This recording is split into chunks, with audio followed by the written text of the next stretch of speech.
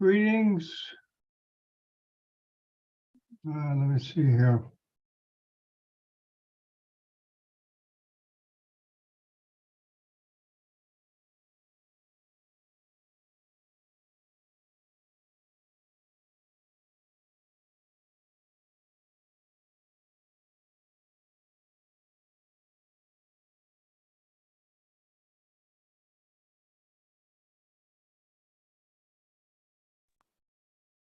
Hello, John. Hey, Ben, how you been? Hi, fine. You've Nice been to see busy? Today is okay. How many today? No, now it's Well, Sunday's a holiday, right? yes, because of the pandemic of the COVID. Oh, Now wow. we slow down. Yes. You guys are back, still back at that. Just a slowdown. Oh, Yeah. slow down, yeah. Mhm, So yeah, can you go on the street? Can you go on the street and everything? Yeah, no problem. Now Do you have it's to wear a open. mask Yeah, outside? yes. Mask is necessary. Oh, okay. Mhm. Everywhere. Well, China showed us what isolation can do. I mean, it's Yeah. effective. It's effective. Yes. So they're very. A friend of mine just got it, and it was a mild form. It was. He actually said it was not as bad as the flu. Yes. So I guess It's different. Yeah. a different variant of Yeah. the COVID, right? It's not as Yeah. toxic. Don't worry, people will come. There's everyone now is getting used to Zoom, so they wait till the last minute.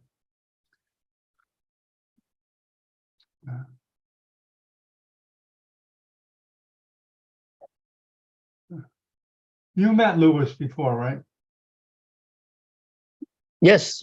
Luis Borba. Yes. Yeah. I think he's been to China, right? Yeah. And we met in Russia. Oh, in Russia. Yeah, he likes Yes. Russia. And yes.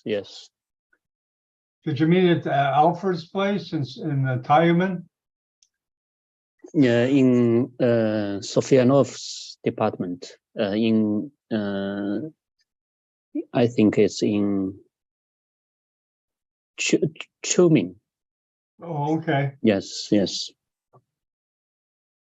Yeah, he's affiliated with some university over there. Mm-hmm. And he goes to Tayuman. I think he just went there a couple of months ago. Mm-hmm. And he ate Alfred. And you know Sufinov, right? Yes, Sofianov. Yeah. He stayed there a while and did a series of broadcasts. You know, it's a shame. Alfred has a nice center. I think it would be a good center for education and Zoom. I keep trying to convince them. Come on, put a network up. It's going to be easy in Russia because the towns are so far. You know, it's like China, but there's not that many people compared to China. Yeah. But the towns are really far apart.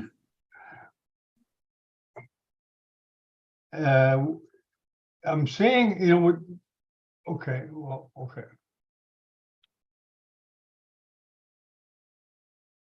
Yeah, I'm seeing we're doing one with Venezuela. I'm going to try to work from the ground up because we're working with the state authority, the authority of Venezuela Society of Neurosurgery. They're a local group, but like most local groups, they don't do much. And I'm trying to get it established at a country like that where the infrastructure is not good with internet and administration has disintegrated after COVID. It's not there. And so the neurosurgeons aren't getting anything. But that's going well. We had like 50 people. Nicaragua too. Same thing. They haven't had any education that was kind of coming from them. Because every neurosurgeon is trained. By the time they finish residency, they can teach. They can teach students. And everybody has something to teach. Yes, you already get a lot of speeches. Yeah, let me try to get Lewis here.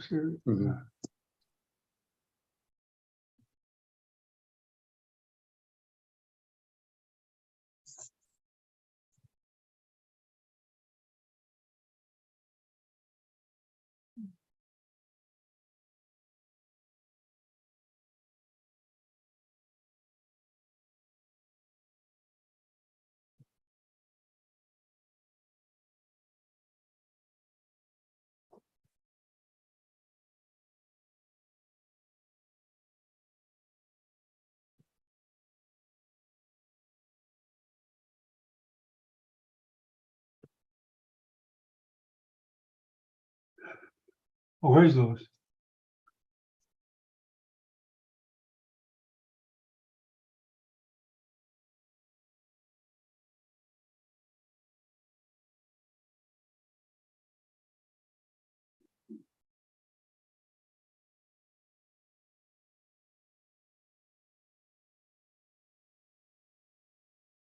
Okay.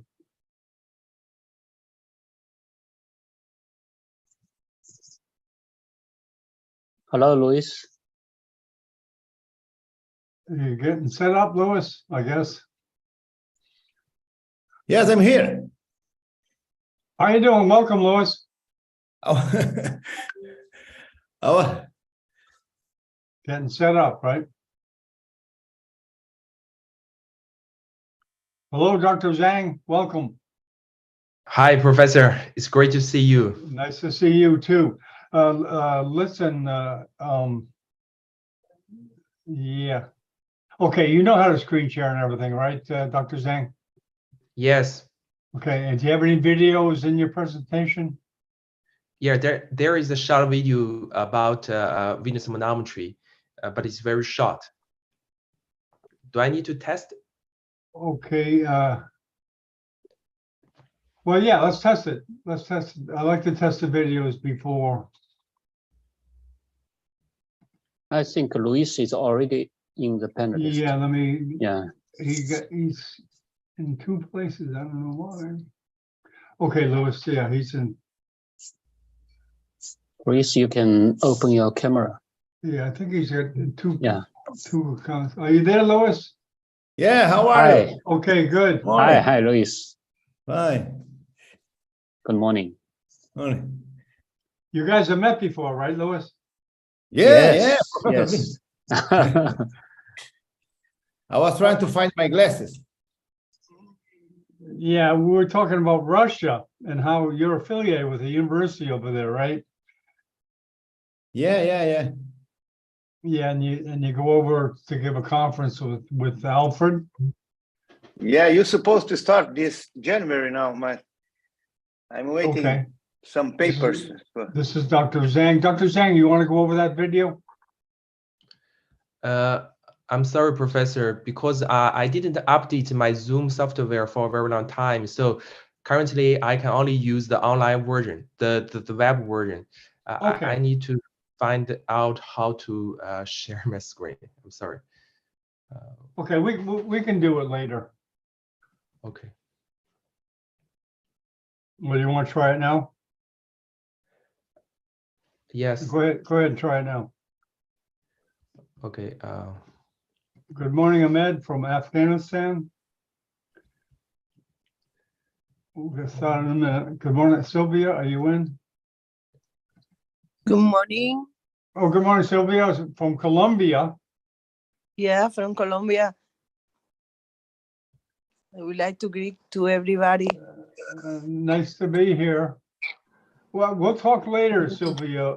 Things are going well in Venezuela, so I think we can do the same for Colombia. But we'll Okay. talk later about that, okay? Okay. Thank you. 张宇鹏，你可以 share 吗 ？share screen 吗？教授是这样，我因为用的是一个网络版本，网络版本的，所以说遇到点问题，要不先让 Boris 教授先讲我。好的。 Reflexo branco 发点新软件。好的。So John, Yeah. let's start from Luis. Okay, very good. Okay. Okay, ready, Louis? Louis, you ready? Yes. Okay, here we go, Louis. 10, 9, 8, 7, 6, 5, 4, 3, 2, 1. Good morning from Miami Beach. This is Dr. John Bennett. Here in sunny Miami Beach, we have one of the bi-monthly Chinese Neurosurgical Journal Webcasts. And we're honored with the presence of an old friend, Louis. He's not old, I'm old. But you got to see Louis run a webcast because he's like running a symphony, and he picks out different parts of the orchestra to play. But anyways, we're really glad to see him, and I'd like to introduce Bin Zhu, the bypass king of China, to moderate things. Good morning, Bin. Thank you, John. And now let's invite Professor Luis Borba.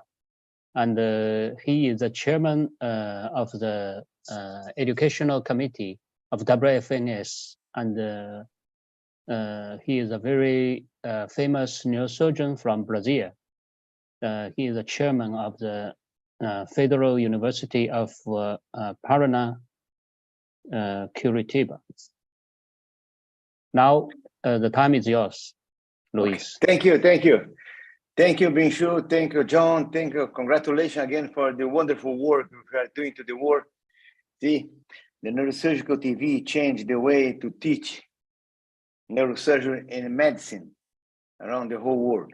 See, congratulations, John. We started many years ago, just before pandemic. See, the people when say, what the Neurosurgical TV? But now you know what is Neurosurgical TV. And congratulate the education to help many people from many countries that never had the opportunity to achieve this knowledge, and you gave to them. Thank you, John, very much. Thank you, Bin. It's a pleasure to be here with you, Professor Binshu, one of the most experienced in the light neurosurgeon in the world. I think in bypass, there is no one can be like him. And I'm very pleased to say that Professor Binshu now will be the new member of the World Academy of Neurological Surgeons. His name was approved by more than 95% of the members. You receive the letter to confirm your approval. Congratulations, and thank you to join us in this small group. Thank you very much. And what I talk today, let me say, can you see my screen? Yes, it's not full screen. Yes. Oh, there we go. Perfect. Full now? Okay, Yeah, good. perfect. Maybe it's changing the way to see neurosurgery. During many years, surgical removal was the first, second, third, and 10th option. Today is changing, and the people are seeing different. But I'm not sure that we are going in the right direction. Maybe you are trying to do something different, that's not the way that you can treat so far this kind of tumor. Maybe in the future will be different.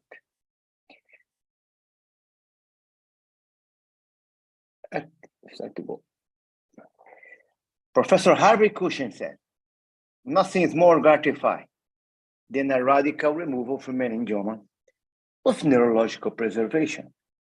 And today, this statement is still true. And the radical and total removal of the tumor may be possible, but sometimes it's not possible.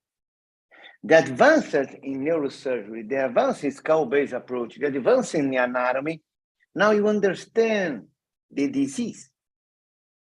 But also, the study of molecular biology, you can understand the behavior of this tumor. You understand that some tumors you need to do surgery. Sometimes, some case you need to do radiation therapy. Some case you don't need to do nothing. Anything. Just wait and see. Nothing is more gratified to take a case like this. The guy that came to you with tetraparesis, with the tumor in the crâniocervical junction, and you do the approach. I'm not talking about kind approach. You do the approach and remove the tumor, preserve the vessels, preserve the nerves, and the patient that wake up, arrive to your office with tetraparesis is going back home walking. Nothing is more gratified to have a patient like this, 34 years old, that's come to you with the history of severe aspirative pneumonia, tetraparesis, tracheostomy, gastrostomy, severe neurological deficit. And many doctors said to him, nothing to do, and you go and give a chance.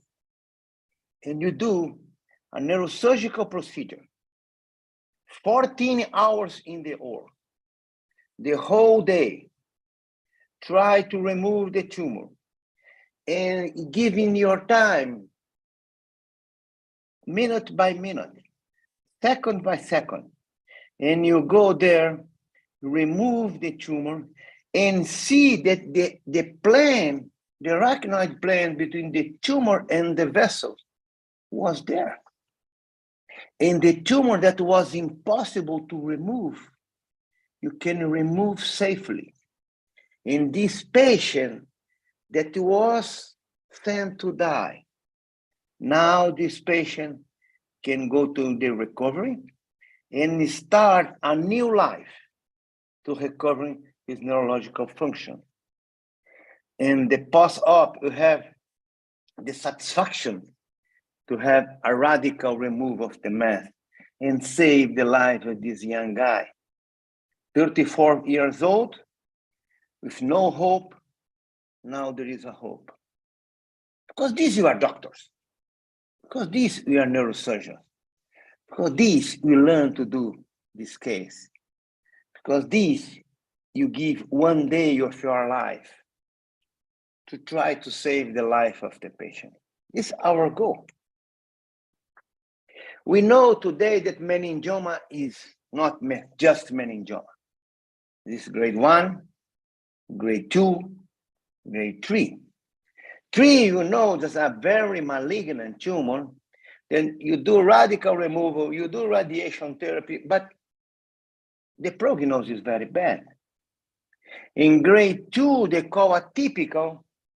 We should do a radical removal and maybe complement with radiation therapy. If you cannot remove totally, you need to complement with radiation therapy.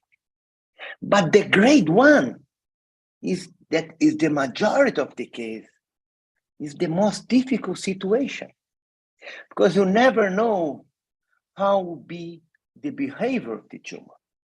And this is our goal for the next years, to find out which one of grade 1 will be grade 1, that the growth of the tumor will be very slow or almost doesn't grow, or the one that you remove the tumor, do a radical removal, and 3-4 years later, the tumor is back and it's still grade 1. We know the meningioma is multicentrical. We know that the majority of the recurrence is 2 centimeters around.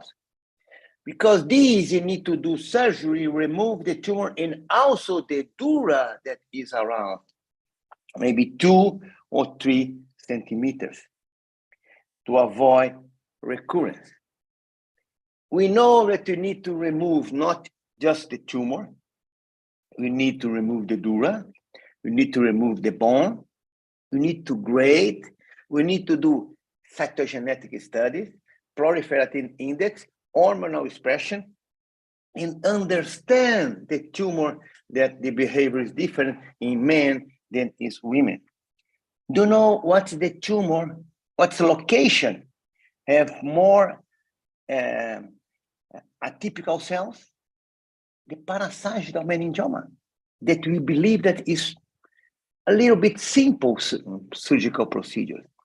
But this is the one, man, in, for example, parasagittal meningioma in men, almost 70 to 80% of atypical cells. It means that we need to understand, we need to remove more the tumor and the dura around. Maybe the answer is coming. The methylation is a hope. Today, few places in the world are doing the methylation, but maybe the methylation will give us this answer. Which grade 1 is a good guy, which grade 1 is not a good guy. This could be, has been the answer. In this situation, maybe you watch closer, you can follow this patient closer to see if you have recurrence. But there is some situation that the natural history is completely different. Look at this here, cavernous sinus meningioma, true cavernous sinus meningioma. The patient was symptomatic or oligosymptomatic. The follow-up here almost 10 years. 7-8%, the symptoms disappear with just corticosteroids. What was the symptom? Diplopia, hypoesthesia. In 90%, the symptoms didn't come back. In 19%, just 19%, the tumor increased in size. In 7.1, it is stable. In 9.4, decrease without any kind of treatment, just corticosteroids. Very similar with the results of radiosurgery. Maybe the natural history of the tumor is more benign in some location that you believe. Wait and see may be a good option. I like to show this lady, 66 years old, just headache, no visual deficit, no oculomotor deficit. What to do in this case? Just wait and see. Or you believe that you do the surgery and remove the tentorium, remove the part of the lateral wall, you get improvement in symptoms. No, you have deficit. And the patient will not improve. Wait and see is sometimes the best option. And I go to the other side. There is a radiation-induced meningioma. I remember the work of Professor Felix Umansky from Israel. When after the Second War, many Jewish from Europe, especially from Russia, moved to Israel. And they have tinea capitis. And they treat with very, very low doses of radiation therapy to tinea capitis. Just a second, a flight is going here.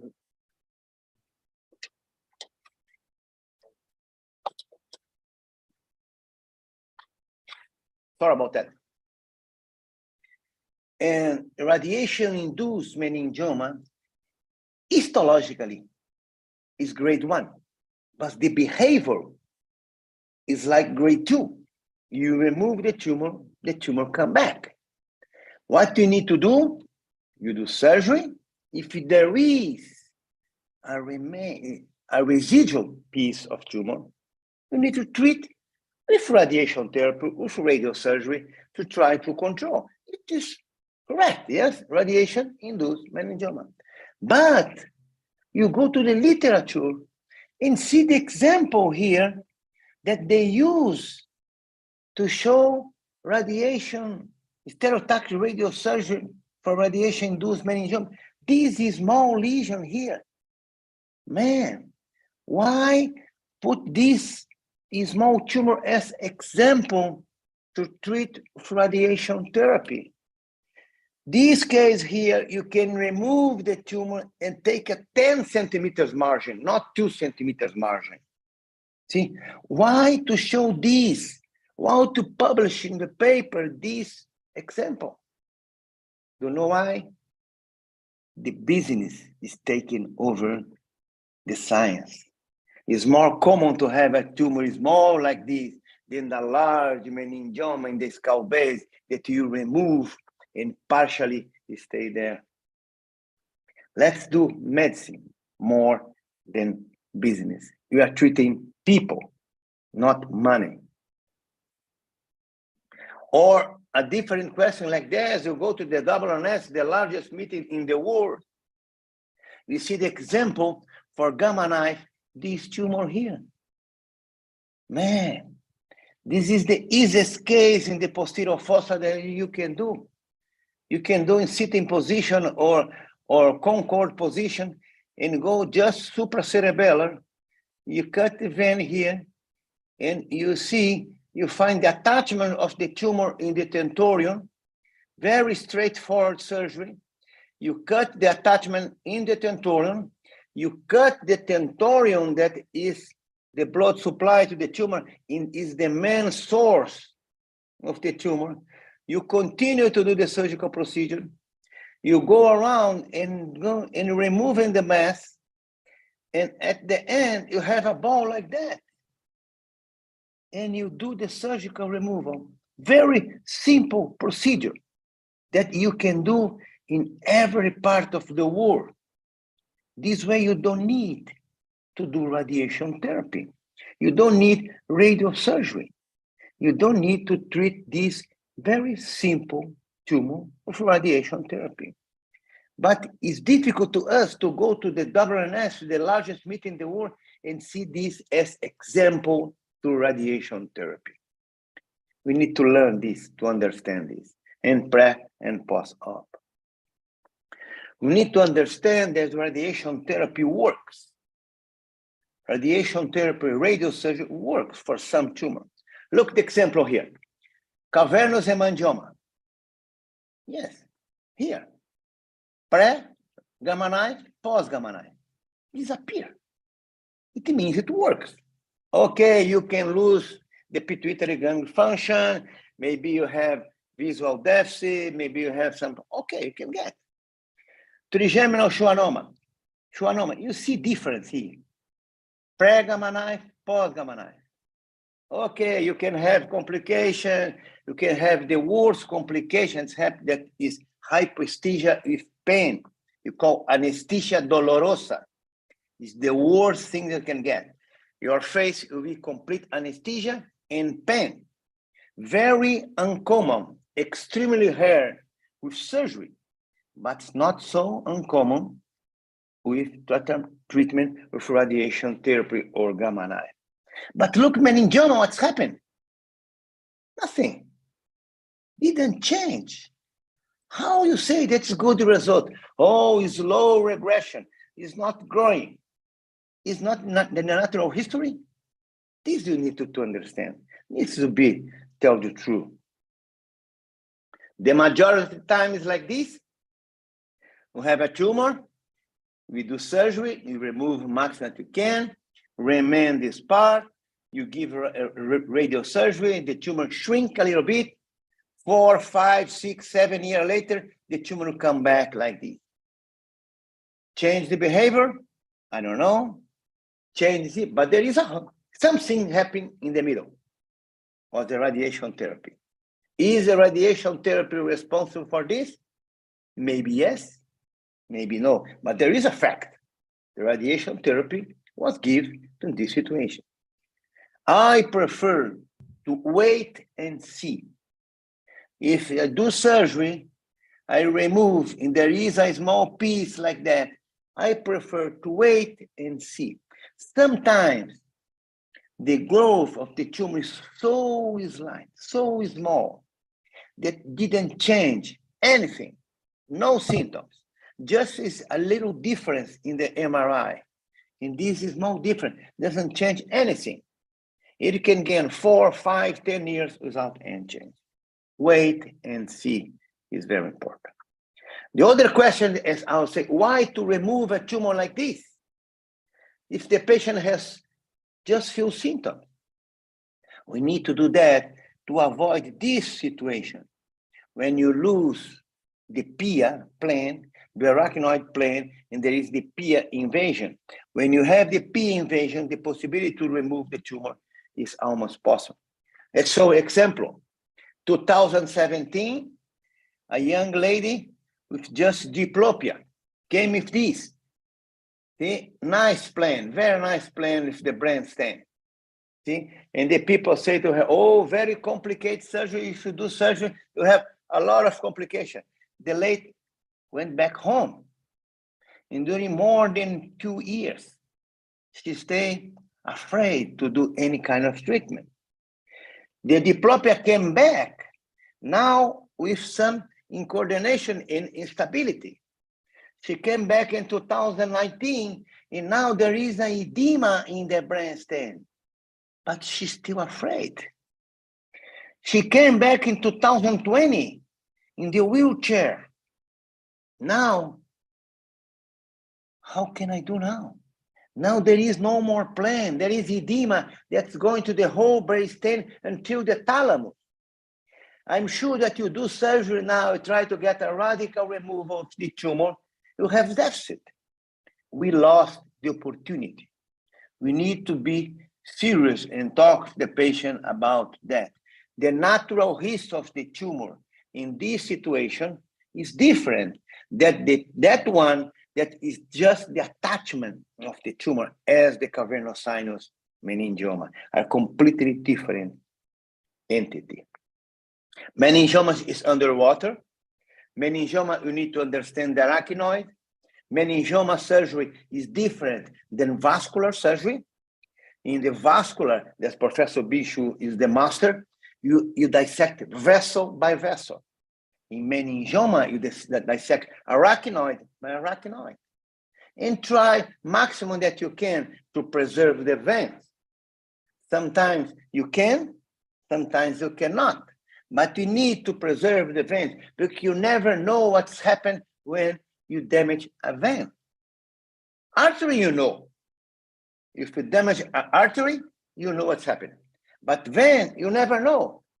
Please try to understand and to learn and to preserve. We need very deep anatomical background. We need to go to the lab to understand the anatomy, of the brain, the vessel, the nerves. We need to plan the surgical approach. You cannot do the surgical approach that you know, just you know. You need to do the surgical approach that the patient needs. You need monitoring, neuronavigation, endoscopy, everything that you can get. But if you don't have it, do with your knowledge, with anatomy, understand the surgical approach and microsurgical technique that you can learn in any place in the world. You can take very small instruments. As Professor Binshur, I was showing his courses. It's a very simple way to learn microsurgical technique. You just need commitment and go and do the surgery. We need to plan. We need to understand the tumor. We need the surgical plan. Today, with the technology, you can understand what is the best approach for that situation. With MRI, with neuronavigation, you can reconstruct and understand the anatomy. We need to respect the vessels and understand and see the vessels. Is very, very important in the pre-operative surgical plan. You can fuse the image, the angio, the MRI, the CT. In this way, you know the way, how is the best way to treat this kind of tumor. Not every case needs Petros's approach. Not every case needs retrosigmoid approach. Not every case you need fancy and skull-based approach like that. You do the approach that the patient needs, not what you want to do. We need to understand that it's beautiful. What is beautiful in the video, maybe it's not so beautiful for the patient. We are seeing today everybody say that I can do endoscopy, the skull base, I can do whatever I want. I can remove the tumor that I want. Maybe you can, but is the best for the patient? Look like this case here. Very simple tumor. Man, comes from the nose here, see? Big sphenoid signs. It's great. Can go there and take from the nose. Very nice video and take the tumor come from the nose. Look like a Star Wars. But it's better for the patient.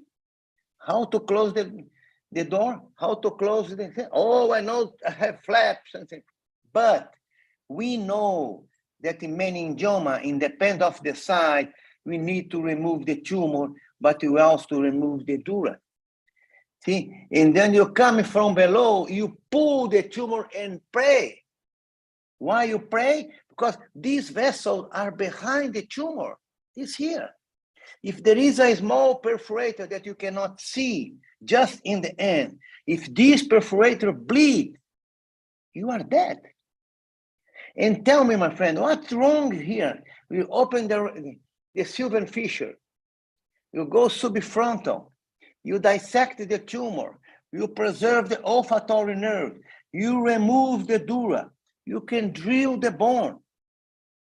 It's microsurgical technique. Yes, you are learning in our entire life as a neurosurgeon. Why today some people are afraid to open their hand? Maybe they didn't go to the lab to learn microsurgical technique. Another controversy, there is a lot now. I don't need to learn temporal bone. I don't need to learn petrosal approach because I do everything by retrosigmoid approach. Do you know why? 85% of the meningioma of posterior fossa are not petroclival. If 85% of the tumor of meningioma of posterior fossa are not petroclival, it means that you don't need petrosal approach in 85%. But in 15%, it's petroclival, real petroclival. Then you need to understand and learn temporal bone, or anterior petrosal, or posterior petrosal, or know how to use it. Maybe you need, maybe not. I always show this paper, Professor Zhang. In almost 50%, he used transpetrosal approach. I think nobody has more experience than him. I think thousands of meningioma. See, distribution petroclival 1,500 case coming from China, the whole China. And this guy using almost 50% transpetrosal. Oh, he's changing for heterosig. Maybe, but he used. It means that's not dead. It means that you need to learn temporal bone. You need to go to the anatomy. Today, the word that you more common in the new world, see, is diversity. We need diversity. The petrosal approach is diversity approach. Why do I?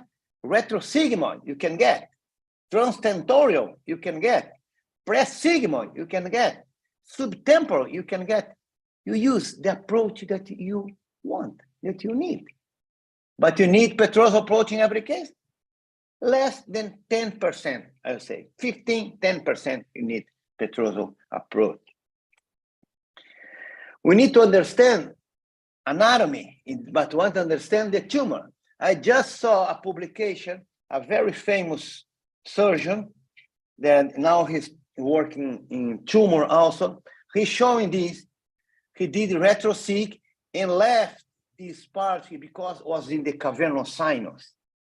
And he published this video and saying, oh my God, if you see this, here the fifth nerve, in this part here is not in the cavernous sinus.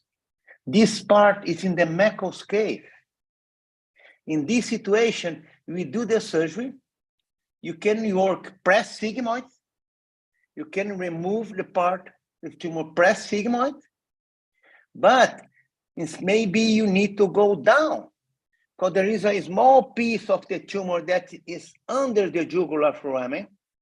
When it's below the jugular foramen here, it's very difficult to come presigmoid. You need to come retrosigmoid. When you work retrosigmoid, you dissect retrosigmoid, you go dissect, you go pre and post. Now you follow the fifth nerve to the middle fossa. And the tumor that the people say that was in the cavernous sinus is not in the cavernous sinus. You just follow the fifth nerve. You see that now we are open, is the left side, okay? Now we have opened the Meckel's cave, the portum trigeminalis. You remove the dura here. You remove this part.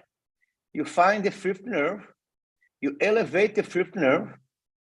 And the tumor that's supposed to be in the, see, the fifth nerve in the middle fossa. You elevate the fifth nerve in the portum trigeminalis, in the Meckel's cave. Now it's completely free, the fifth nerve, the fourth nerve with arachnoid, and the fifth nerve from the posterior fossa to the middle fossa. You can follow it. See, presigmoid, postsigmoid, retro, pre, subtemporal, transtentorial, 7 and 8, lower cranial nerve with the arachnoid, and the fifth nerve from the posterior fossa to the middle fossa. And the post-op you have like this, pre and post, pre and post, pre and post, and preserve it. It means understand the tumor. It means understand the anatomy. See, it's not cavernosinus. If this tumor was in the superior orbital fissure affecting the real cavernosinus, it's different. But this situation is understand the tumor. Another situation like that, very large tumor in the post-op fourth nerve palsy. Let me ask you, a fourth nerve palsy in the post-op is a big issue, is a big complication to remove this big tumor in this case and save the life of this patient? Is fourth nerve a big issue? I'm not sure. I'm not sure. Maybe you need to understand that sometimes to remove the tumor, some deficit happening. And this deficit can compensate. Of course, major deficit is not acceptable, but some deficit that you can fix with the glasses, with length, may be different. Just a few words to end about cavernous sinus. And a lot of people talk about cavernous sinus today. For me, cavernous sinus is completely different. The way there is the tumor that is in the superior orbital fissure in the posterior part. You can do anatomy, left side. You can do surgery in the right side. You can do very nice surgery, but sometimes you can get removal, sometimes not. Sometimes the tumor makes the approach for you. If the tumor makes the approach for you, you can take the tumor with the cavernous sinus. Sometimes you have a tumor like this, you do radical removal, you can do surgery. Of course you can do. You can dissect, sorry, see? You can go there, you dissect the thought, you identify the ICA, you identify the sixth nerve inside the cavernous sinus, you identify the internal carotid artery inside the cavernous sinus. You can work, you see, this is the ICA here. You can work and dissect. And also in the superior orbital fissure. You can take, of course you can take. But if you try, always there is something different. When you work in the superior orbital fissure, meningioma, not schwannoma, not chordoma, not pituitary adenoma. Talk about meningioma. Always there is a price. In this price will be forever. Something is different. I talk about superior orbital fissure, the anterior part or is the cavernous sinus, not posterior part. In this situation, I prefer to do like that. Remove maximum I can, leave this part, and preserve the ocular motor function. It's very, very important. Pre and post-op, same situation like that. You can do the surgery, you remove maximum that you can. In the anatomy, you see like that. You do V2, you see V3, you see the posterior fossa. Here's the fourth nerve, here's the third nerve, carotid artery of optic nerve, is sphenoid sinus. You do maximum that you can remove. But in this situation, I prefer to leave a small piece of tumor in the superior orbital fissure, in this part here. This way, I can preserve the oculomotor function and just wait and see. Wait and see. Maybe this tumor start to grow, you give radiation therapy or radiosurgery, I think you wanna call. Maybe it's not growing, the difference not so big, you just wait and see. Patient. Does not mean that everything that you have in the head, you need to treat. We need to be conscious. We need to study, we need to watch videos, we need to understand, we need to go to the lab to understand the anatomy, but especially need to understand the disease. More than surgical approach, more than the therapy, we need to understand the disease, to understand how to treat this kind of lesion. Thank you very much, sir, and sorry for the long time. Thank you. Thank you, Professor Borba, and thank you for your very informative and ethical, a lot of ethical thoughts. in the removing of the meningiomas. Thank you so much. Thank you. Okay. Okay, do we have any questions from the panelists? I see here Dr. Gupta is saying that from India, say the transorbital is a good approach for trigeminal. Yes, of course. You can follow hip by the lateral wall. See, you can go. It's very simple procedure. It's very nice procedure. You can. My only concern is use this transorbital approach. If you open the dura, comes CSF. If you have some open in the sinus, sometimes you open the sphenoid sinus. Sometimes you open more lateral. It will be difficult to close. See, but it's very good procedure for schwannoma. Schwannoma, I always say, just trigeminal schwannoma, just follow the money. What is follow the money? Just follow the tumor. I do the majority of trigeminal schwannoma by the middle fossa. I see the tumor in the middle fossa and follow for the posterior fossa, follow anterior. But the most important, in my opinion, is not the surgical approach. Surgical approach you select. The most important is the philosophy of treatment. It's the same thing that I say when the people do meningioma through the nose. You can take the small ball, of course you can take. But we know that the dura around is not a normal dura. You need to remove the dura, and for the nose you cannot get. And it's very common, Professor Shu.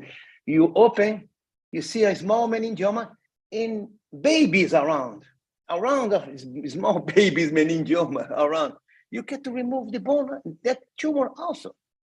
See, it is important to understand the disease. In the future, not so far, we will know which is a good meningioma, what's bad meningioma. This is a great difference. And we will know that many surgeries you do today, the natural history is more benign than you really imagine. Yeah, I don't know. Yes, I agree with you that we should use the least price to remove the tumor. And Professor Borba, how often you use endoscope or exoscope to assist the removing? Yeah, I use the cyst endoscope a lot to see the corners. See, through the nose, always. For pituitary, you need to see in the corner for the nose. For not meningioma, for pituitary, for chordoma, for that side. For intracranial procedure, I use a lot to see in the corners. See, I have a very interesting case was epidermoid of the CP angle. A young lady had a trigeminal neuralgia, terrible pain. I did the surgery, opened the posterior fossa, very nice procedure, epidermoid. I removed the tumor, looks like was perfect. And I decided at the end to use the endoscope. When I put the endoscope, I saw that there was a small, very small piece of tumor inside the porus trigeminalis. And this small piece, less than my finger here, was the one that was compressing and irritating the nerve. See, in this situation, the endoscope changed completely. Because this small piece would be the difference. Maybe if I don't take this part, in the post-op, the MRI will be clean and the patient with pain. Yes. Well, there is a small piece there. The endoscope is very, very nice too. The exoscope, I think, is good for some procedure. I'm seeing children now is using a lot. I use this in one case, in several cases in Russia. Went to Albert Sufyanov, went there. We did several cases there. But there was one case, we just published, it's coming now in operative neurosurgery, the exoscope for pineal region and sitting position. If you put the patient sitting position, see, Your arm will be like that with the microscope, okay? With the exoscope, you work like that, very close. And the camera will be here, very ergonomic. This really, really changed. I think it's different way. I'm used to the microscope. I'm very unquiet man in surgery. I like to move. See, I like to see like that. I always say, I don't understand the people do 5 hours skull-based approach, remove the bone, expose everything. After they sit, put one spatula in the frontal, one spatula in the temporal, or one spatula in the cerebellum, other spatula, and work this. You need to go around. In this way, you need to move. If you have a chair that moves like that, you can go. See, this mobility you need to have to give the advantage. See, with microscope, in exoscope, in any kind of visualization. Are you using exoscope? Not so often, because most of my surgery is a bypass, so microscope is enough. Yes, Yeah, you're used to. Yeah. But I agree with you that the endoscope and the exoscope can help you to find the hidden real criminal. Yeah. Louis, There I is don't a know if you, question.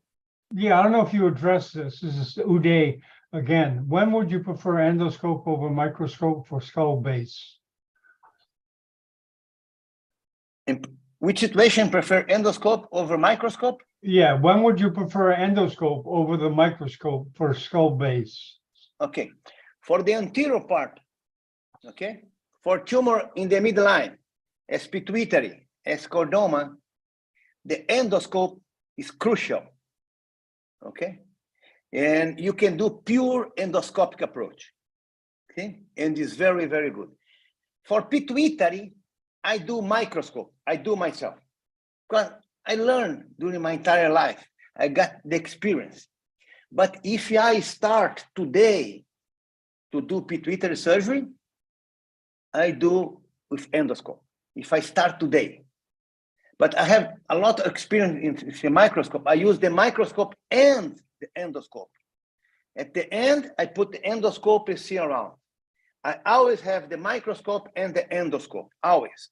I go faster, I go safer, I remove much less mucosa, I don't remove the turbinates, I go directly to the sinus, I get a straight view of the microscope. With the endoscope, you need to remove more mucosa, need to remove more septum, but to have a very, very nice. In this situation, I see the really great benefit of the endoscope. And especially the endoscope can see in the corner, that in microscope you see like that. For intracranial procedures, the endoscope help you to see in the corner.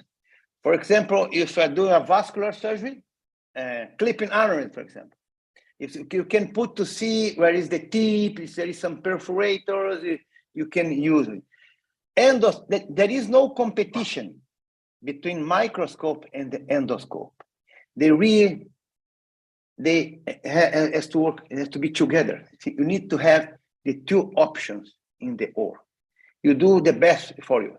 But okay, what I don't agree, today the people want to show the nice video of endoscope. And you go to see the microsurgery that they do. The videos sometimes are terrible. You cannot see anything. Why the same surgeon so very nice. When you see him, man, this guy has no idea of microsurgery. He's not open. I have a lecture about pterygium approach, and the people ask, oh, cranial orbital zygomatic, remove the orbit, remove the cranial, remove the zygoma. We need to open the Sylvian fissure. This is the trick, Professor Shu. The trick is to open the Sylvian fissure and separate the brain. The trick is go to the lab and learn to dissect the Sylvian fissure. This is the trick. It's not the bone removal around. Of course, in some situations you need more. In some situations you need less. But the Sylvian fissure is the trick. Professor Yashagir always say, in every approach that you plan, you need one sister. You know why? To release CSF. If you release CSF, the brain relax.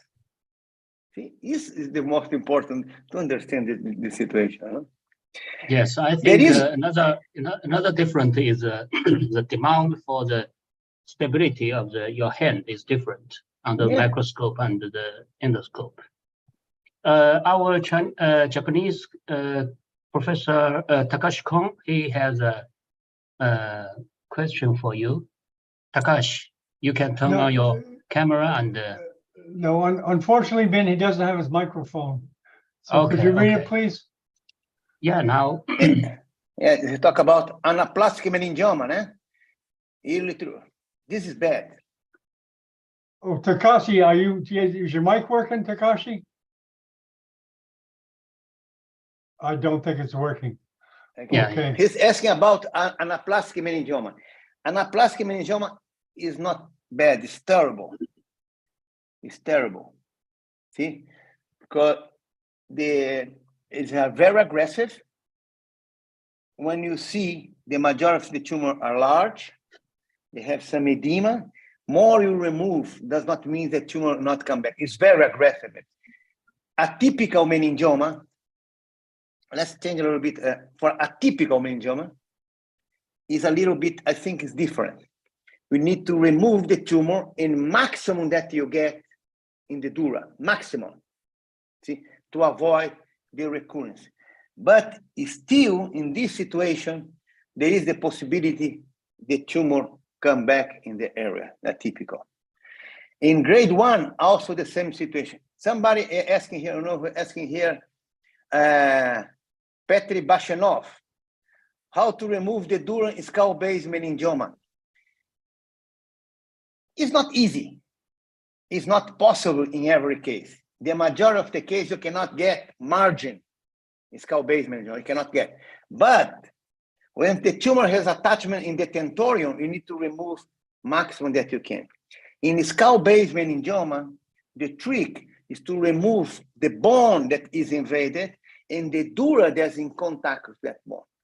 See, what I do, I remove the maximum that I can, that I see. See, sometimes, for example, middle fossa.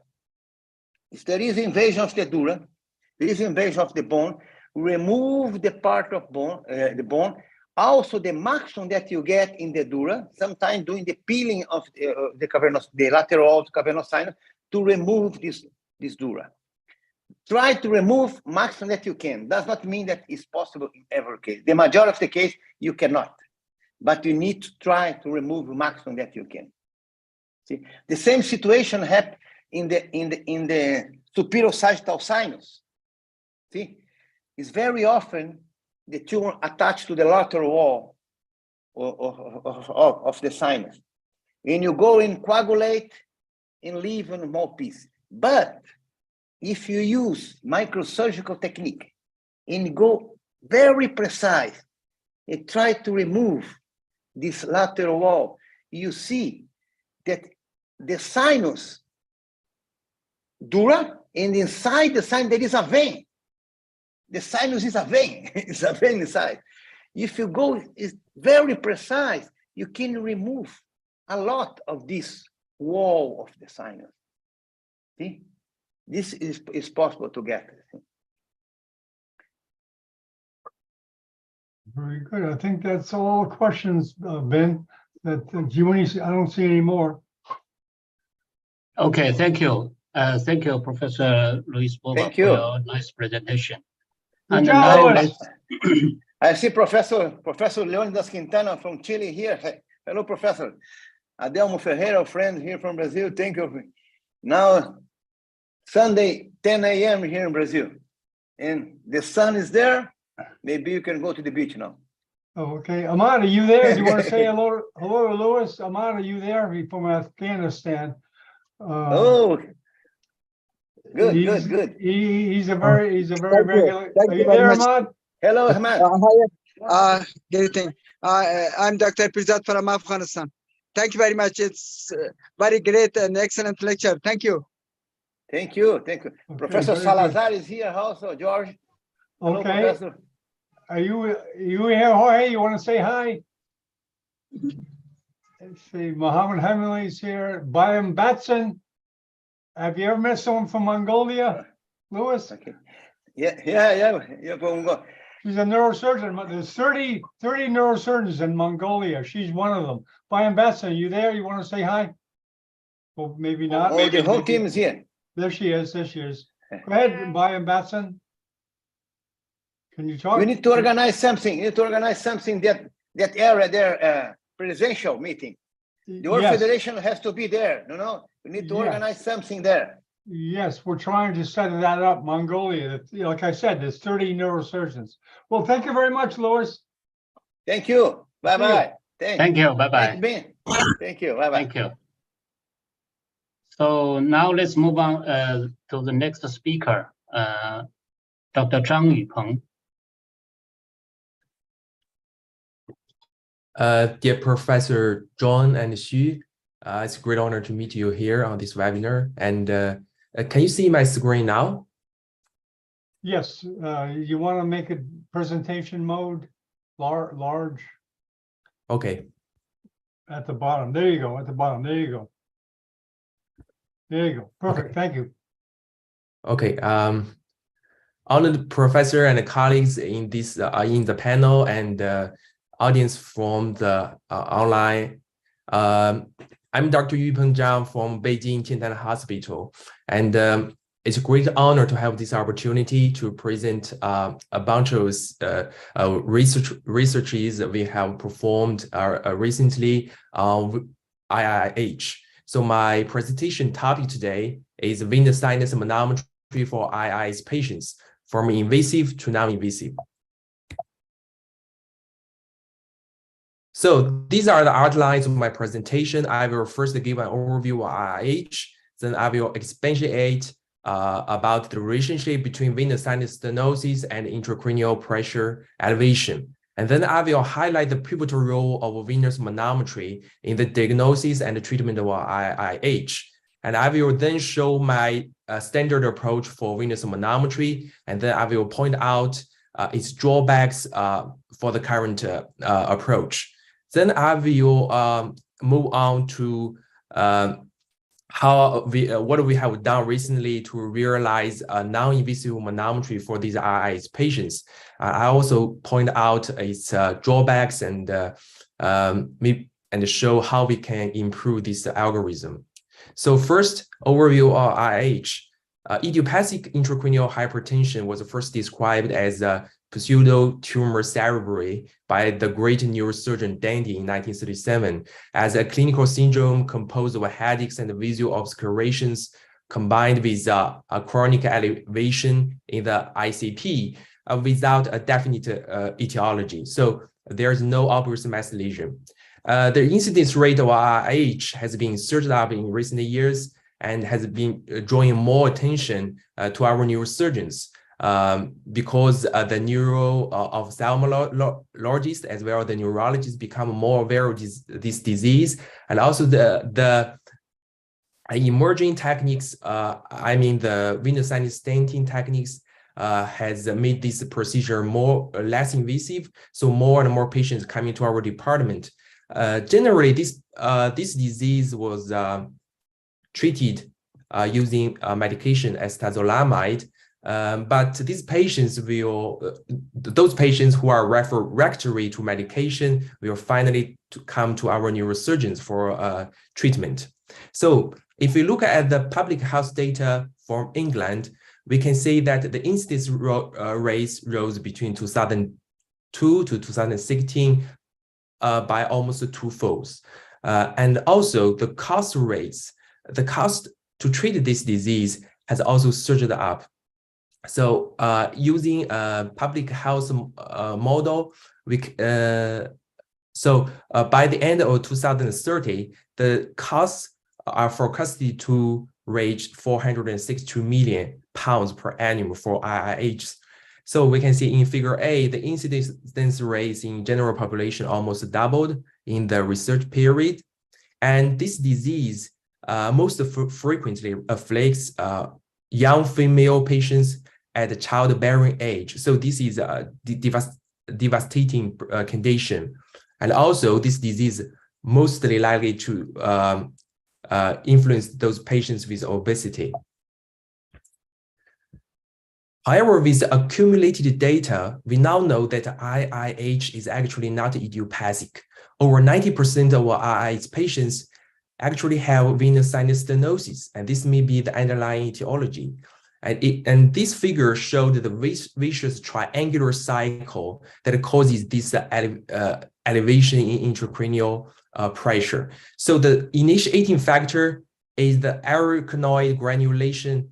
And we can see in many patients, there is a enlarged granulation near the vein labia in the transverse sinus. So the presence of the granulation leads to venous stenosis and then venous outflow congestion, because in order to maintain a forward absorption route for the CSF, there must exist a pressure gradient between the venous sinus stenosis and the subarachnoid space. So the elevated venous sinus pressure will make the brain change a lot and accommodates this situation, thus leads to the increased intracranial pressure. And then the increased intracranial pressure will compress the sinus wall from outside, and then the venous sinus stenosis aggravates. So this is the vicious cycle. If you cannot break it, then the ICP will gradually elevate and finally cause IIH. So in over 90 patients in my practice, we can see that there are arachnoid granulation in the transverse sinus, and with the disease progress, we can see also external expression from the brain to the sinus wall, thus leading to extrinsic stenosis. So these are the registered study starting from 2017, and we included 145 patients with IIH, and venous sinus stenting alone can improve the symptoms a lot. So both including the impaired vision, the headache, and the pulsatile tinnitus can be resolved after the stent implantation. So this further validate the role of venous sinus stenosis in IIH. So if we look at the very recent meta-analysis and a systematic review on the venous sinus stenting for IIH, we can see that the symptoms, pupillar edema, and the resolution of headache, as well as pulsatile tinnitus, can be resolved in a great percentage. And the major complications was relatively low. So currently, all across the world, the first line treatment is still medication. Physicians would put the patients on acetazolamide. However, if the patients are not responsive to the medication, then the patients will come to our neurosurgeons, either receiving optic nerve sheath fenestration or a shunt. Of course, bariatric surgery was also a plausible way, but many patients just are not willing to receive it. So medication still the first line treatment. However, in our study, as well as in many other studies from the world in the recent 5 years, a lot of eyes patients are actually treated with venous sinus stenting. And this is the very recent study performed by us. It is a matched control study. We included both patients for a stent and medication, and we compared them. And the results showed that venous sinus stenting had a better symptom resolution rate compared to medication. So all these evidences convinced at least us that the venous stenosis is a main contributing factor to IIH, and eliminating the sinus stenosis will greatly improve the symptoms. But venous sinus stenting is not a panacea for all IIH patients. In our center, we performed approximately 150 patients for venous sinus stenting. However, about 1/3 of them are not suitable for stenting because they don't have a pressure gradient above 8 millimeter height of mercury. Why we use this threshold 8 millimeter height of mercury? Because in theory, complete correction of a 7 millimeter height of mercury gradient with stenting would result in an approximate decrease in ICP by 9 to 10 centimeter height of water. As per the dentist's criteria, IIH patients are diagnosed with ICP over at least 25 centimeter height of water. So if we can reduce it by 10, then the ICP return to the normal range. So venous manometry is required for all venous sinus stenting procedures. So this is the short video showing our standard approach to perform venous manometry. We perform this always under local anesthesia. And we use a guide wire to navigate the 8 French guide catheter to the skull base. So it's a very quick procedure. This is the 8 French guiding catheter.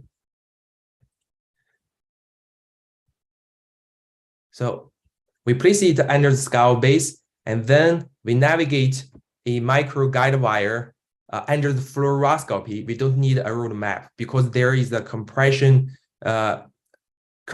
of the sinus to the skull base. It is shown in white. So we can navigate the micro wire along this white trace all the way to the superior sinus.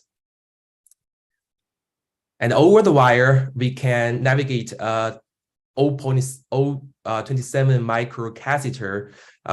Most of the time we use Reber 27 to perform the venous manometry. So, but in this case, we use the pressure wire, the volcano pressure wire.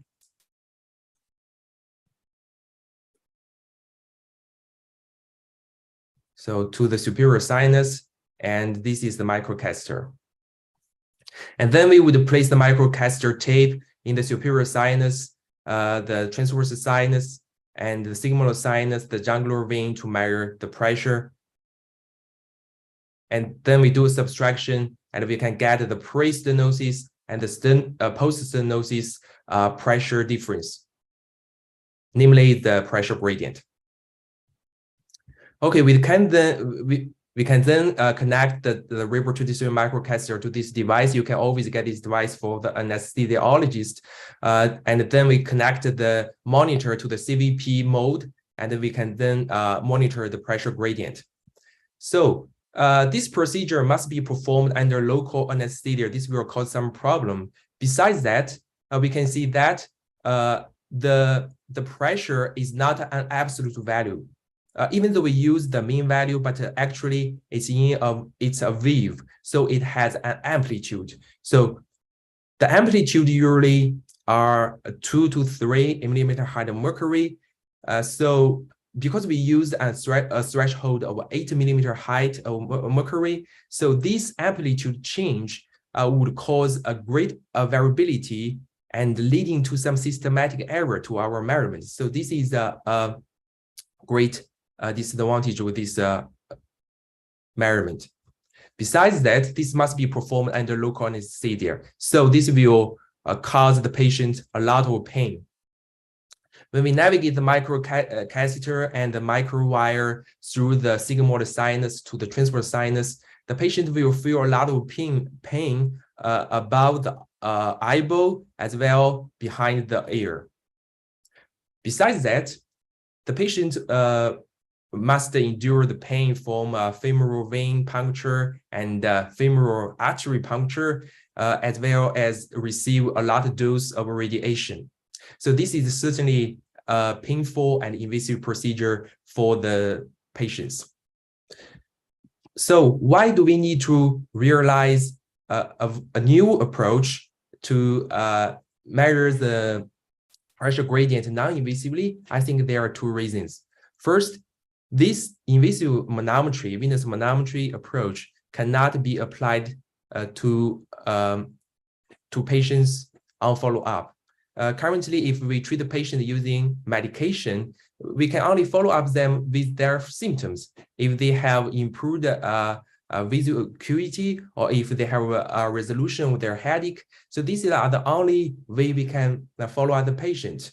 However, we cannot measure the change in ICP because this invasiveness nature of this venous manometry, we cannot do manometry for patients at 1 month, 3 months, 6 months, and 12 months. And that's a lot of pain. So we need a non-invasive manometry.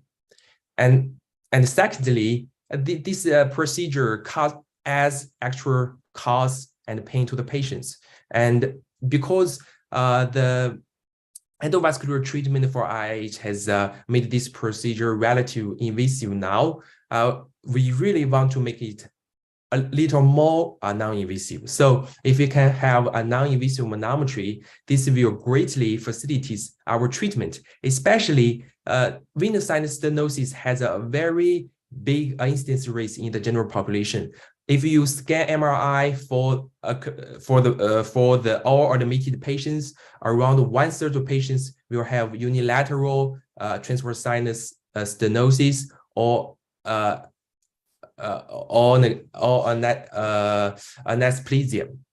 aplasia. So it is not reasonable to perform this manometry for all patients with the stenosis, with the venous sinus stenosis, because 1/3 of them might don't have IIH, actually, and not suitable for venous sinus stenting. So how to achieve a non-invasive manometry? I think from our instinct, we can try we can explore the relationship between stenosis rate with regard to the pressure gradient. From our instinct, we may think that the higher the stenosis rates, the bigger the pressure gradient. However, previous studies already proved that this is false. For a very simple reason, if you can, from the point of view of physics, for a given venous sinus geometry, if we can double the flow rate, then we can quadruple the pressure gradient if this is a laminar flow. Let alone in the setting of IIH, it is not a laminar flow, it's turbulent flow. So we cannot just estimate the pressure gradient using a linear model using stenosis rate again. So what about adding some simple flow matrix like the velocity difference between the inlet and the outlet, or velocity squared difference between the inlet and the outlet? I would say this is not also plausible. I think this is the most cutting edge linear model to predict the pressure gradient using a stenosis rate as well as some flow matrix. So here, the author used the maximum velocity difference between the inlet and the outlet. However, we can see the correlation coefficients are relatively low. So if we look at this line, these are the measured points, and we can see the deviations from the linear model. So in order to estimate the pressure gradient accurately, we need to take into consideration all the velocity field within the stenosed segment. So I proposed the two methods to achieve a non-invasive venous manometry. The first one was using DSA parameter imaging. So it's actually a DSA perfusion method, but it has certain flaws. Then I developed the 40 flow method with work energy form of a Navier-Stokes equation. So the first method is actually to compute the CTP and MRI perfusion image series to compute on the DSA image the time density curve. So then we can derive the CBF, CBV, MTT, TTP, and MX parameter maps for the stenosed segment. Note here, this is an arachnoid granulation here. So it leads to the stenosis of venous sinus stenosis. And then from these 5 parameter maps, we can extract the flow matrix using radio mix technique, thousands of features. And then using machine learning, we can screen out the informative measures to predict whether the pressure gradient in a given patient was above 80 mg/Hg mercury or below it. And from the RC curve, we can see this model was relatively accurate. However, because this is only a binary classification model, so it can only predict whether the pressure gradient is above 80 mg/Hg mercury or below it. So for the borderline measurements, meaning those measurements between 6 mg/Hg mercury to 8 mg/Hg mercury, the model shows a poor performance. So we need to improve it. And another drawback of this method is that it is still invasive. Even though it spares the patients from venous puncture, from venous manometry, the patient still need to receive DSA, which is also invasiveness. But because this is actually the CTP method on DSA, so this method can be replicated on CTA, CTP images. And then we know that CTA and CTP are almost totally non-invasive. So this is also a promising method, but we need to move on to CTP images.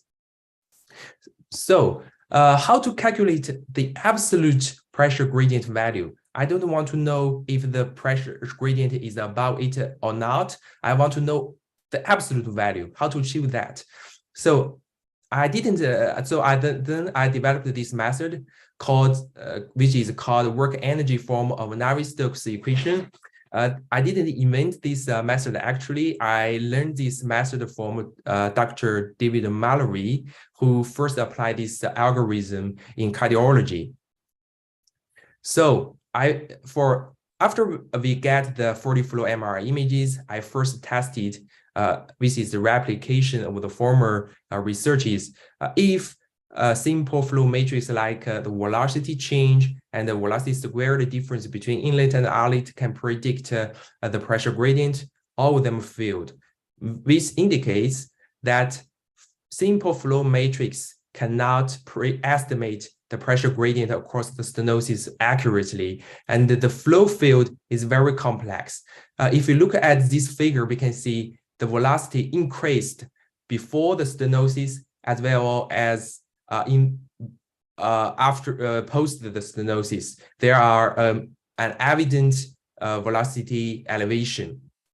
And if we calculate the vorticity parameter, which is shown in purple here, we can see also both pre-stenosis and post-stenosis, there are a lot of walk sources with elevated vorticity value. So vorticity is actually the curl of the velocity field. It's a more complex flow matrix. It can measure to some extent the degree of turbulence flows. So this result showed us that this is a very complex velocity field. If you want to estimate the pressure drop more accurately, we need to take into consideration of all the stenosis segment using Navier-Stokes equation. So first, we should get the velocity field from the X, Y, and Z direction, and then we segment the stenosis segment, define the inlet as well as the outlet. Then we can start from the Navier-Stokes equation and multiply it by the velocity field and integrate over the region of interest omega. And then we can reduce it to the final form. I don't want to waste too much time on the deviation, but if we use the Gauss theorem and the integration path and also incorporating the continuity equation, we can get this equation very easily. But I want to highlight the two assumptions we need to make to reduce this, to simplify this equation. First, we must assume that the flux entering the inlet equal to the flux out. However, this situation does not always hold in the setting of IIH. That's because in our clinical practice, we can notice that there are always, especially in the patients with a higher pressure gradient, there are always enlarged emission occipital emissionary veins. And so this bypass drainage route so make this assumption not holds. And then the second assumption is that we need to assume that the velocity walk source near the wall to be 0. However, at the orifice of the vein or larvae or the enlarged emissionary veins, this is certainly does not satisfy this assumption.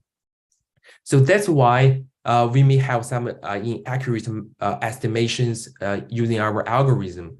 Of note, I want to also highlight that we can see that the denominator of this algorithm is the flux. So in the venous sinus flow, it's relatively slow, about 4 milliliter per second. And in the greatly stenosed patients, the flux was even smaller.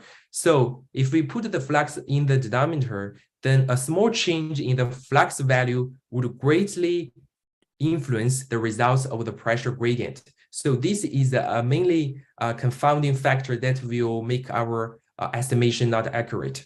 So these are the results of our algorithm. We included 28 patients with IIH, and we scanned 40 flow MR images for all of them. And we can see we can reach a very strong correlation between our estimated pressure gradient to the venous sinus manometry gradients. And we also noticed that most of the energy loss was due to the viscosity dissipation. So that's why the previous studies using a simple flow matrix like velocity difference or the Bernoulli equation does not hold. So if we use the 8 millimeter high mercury threshold, we can see this estimation was almost perfect, only 1 miscalculations.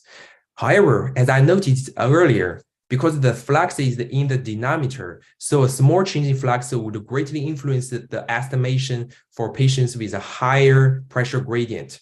So that's why we need to, and also for these patients, the two assumptions that does not hold most of the time. So how to improve our algorithm? I think this is also a work by Dr. David Mallory. So we can construct a virtual field. So instead of multiply the Navier-Stokes equation using the measured velocity field, we can multiply it using a virtual field omega. So the omega perfectly satisfies the condition that is divergence free, and also the Laplacian of omega plus the pressure of the gradient of the pressure field equals 0. So this is a Stokes problem. And we can also artificially set the velocity near the wall equals 0, and at the inlet, the size and the direction of the inlet norm. So using this virtual velocity field, we are able to overcome the problem that if there are emissionary veins or vein or larvae, and the other branches, the measurements, the estimations was not accurate. We can overcome this problem. But this method is only applied in cardiology. We know that for the heart, the flow is very, very large. However, in the venous sinus, the flow is very slow and small. So because again, because the flux is in the denominator, so a small change in flux would greatly change the value of the pressure gradient. So whether this method can greatly improve our estimation for patients with a higher pressure gradient, let's wait and see. So thanks for your attention. This is my presentation.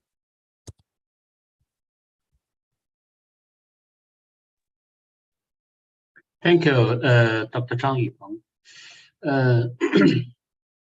Can you tell us what's the real clinical purpose for this kind of pressure measurement? Okay. Because you know, in the different segment of the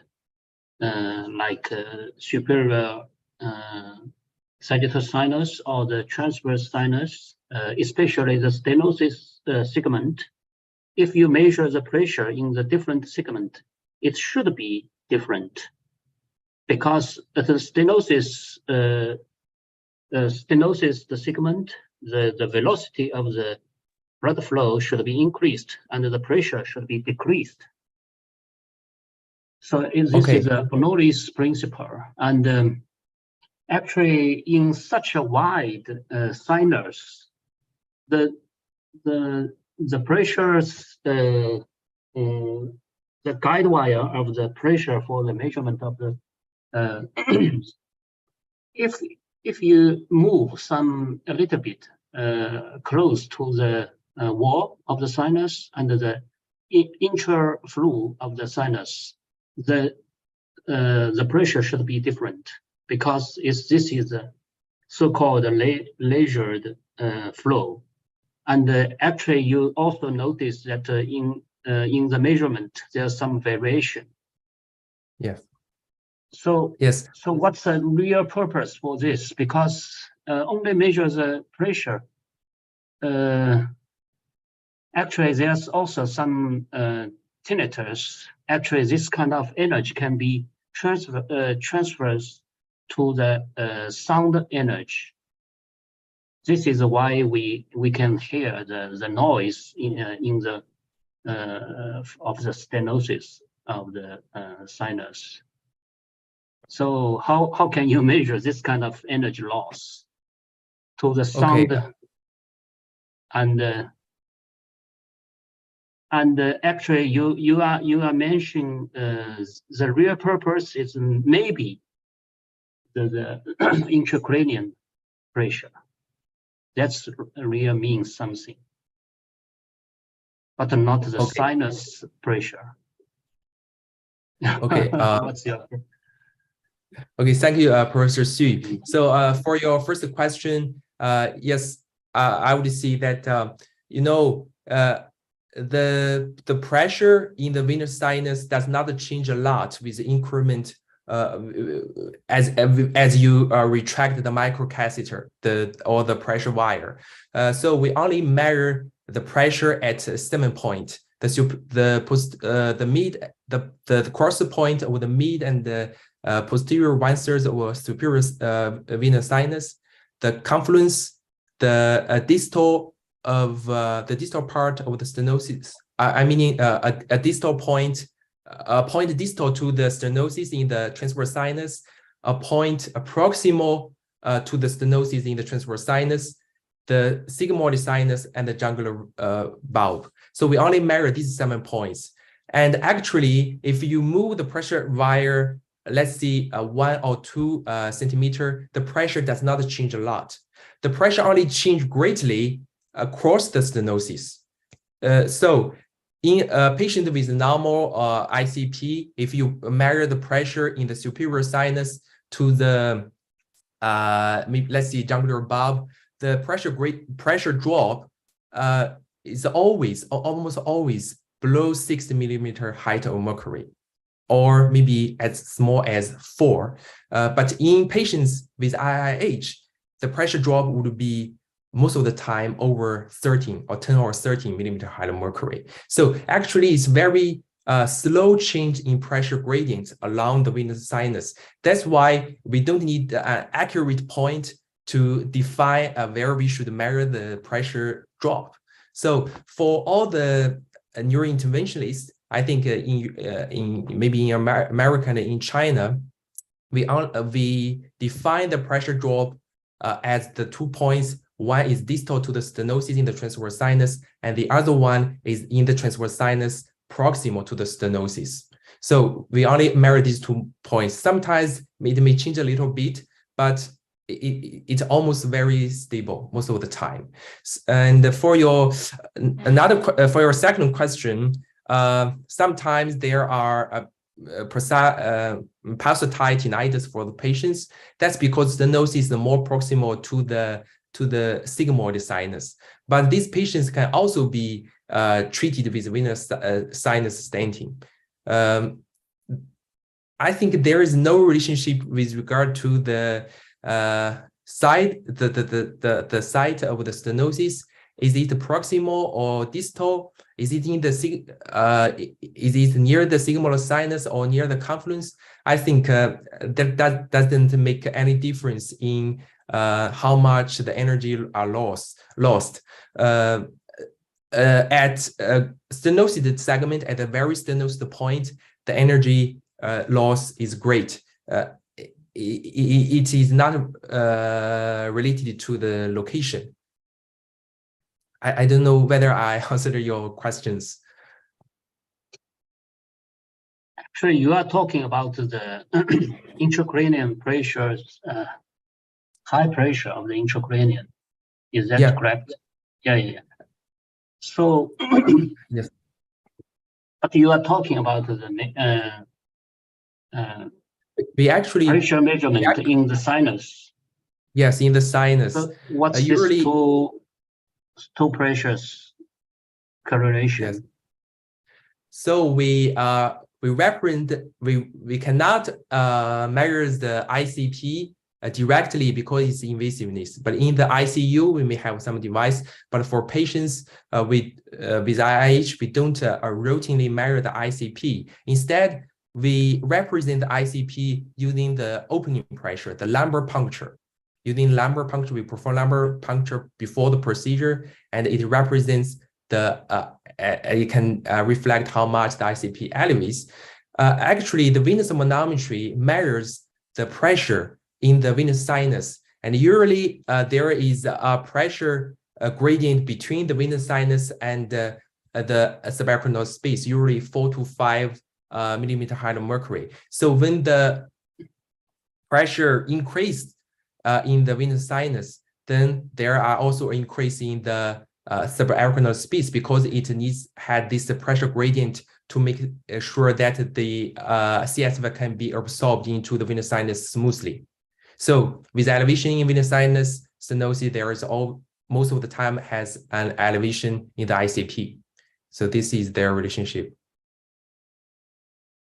Okay. So any questions from other audience? Okay, I don't Takashi. see, hold on, Okay. Ben. Ben, we have a question here from Roman Iliuk. What can you tell about compensation of ICP in patients with transverse sinus stenosis? Okay, the compensation. I think in my presentation, I showed a vicious triangular cycle. So when there is a venous congestion, when there is elevated pressure in the venous sinus, because we need to absorb the CSF from the subarachnoid space. So in order to make sure that this absorption route is smooth, the brain must accommodate and elevate its pressure in the subarachnoid space and in the ventricular. Thus, make sure that there is a forward absorption from the subarachnoid space to the venous sinus. So actually, there is a good animal study performed and published in Venous Journal showing that there is a 4 to 5 millimeter height of mercury pressure difference between the subarachnoid space to the venous sinus. So it's this pressure difference almost always exists. And so the venous sinus pressure, as the venous sinus pressure increases, the pressure in the subarachnoid space also increased by almost the same extent. The relationship is actually 7 millimeter height of mercury in the venous sinus, and then 9 to 10 millimeter height of centimeter height of water in ICP. Okay, great. Thank you for your informative presentation. And I think this kind of pressure measurement can expand our knowledge about the stenosis and the relationship with the intracranial pressure. Thank you. Okay, we have one last question, Ben. From Roman Iliuk. As I understood, you considered arachnoid granulation as a cause of the stenosis. Did you have any other pathological causes in your patients, especially extravenous compression? Yes, because the diagnosis of IIH must exclude any definite etiology. So if the patients have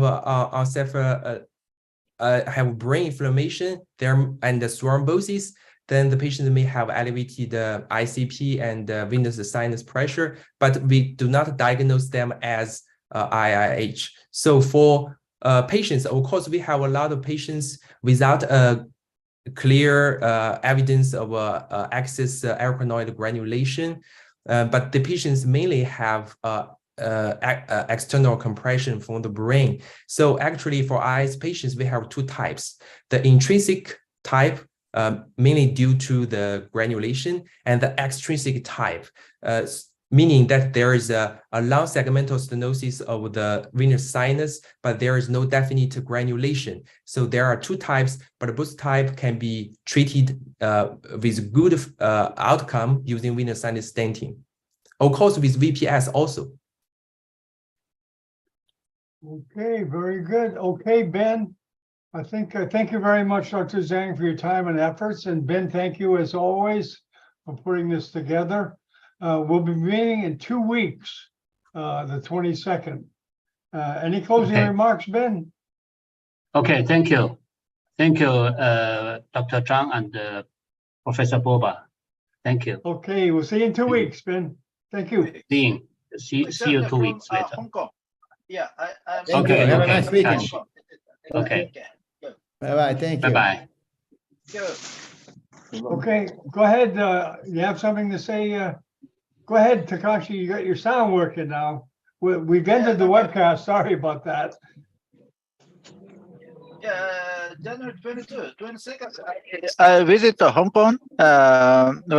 My vacation. To visit Hong Kong. I'm very excited to